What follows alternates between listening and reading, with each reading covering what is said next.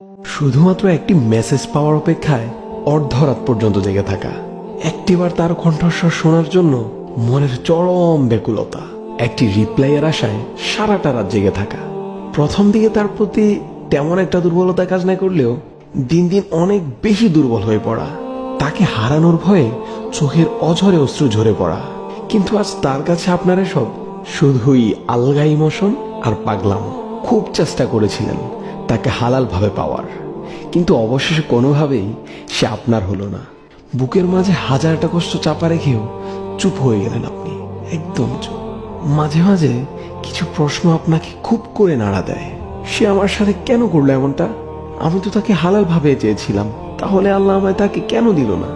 কিন্তু আপনার কি মনে পড়ে আপনি যে ওই ছলনাময়ীর ভালোবাসায় অন্ধ হয়ে আপনার রবকেই ভুলে গিয়েছিলেন? আপনি ভুলে গিয়েছিলেন আপনার রব কতটা মহান, কতটা দয়ালু।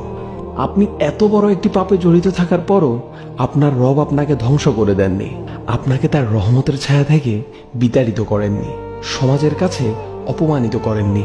তিনি আপনাকে ভালোবাসেন, ভালোবাসেন বিধায় তিনি আপনাকে নতুনভাবে বাঁচার সুযোগ করে দিয়েছেন। কষ্ট নামক নেয়ামত দিয়ে আপনাকে সেজদায় পড়ে অঝরে কাদার সুযোগ করে দিয়েছেন। তাকে আপন করে নেয়ার আরও একটি সুযোগ দিয়েছেন।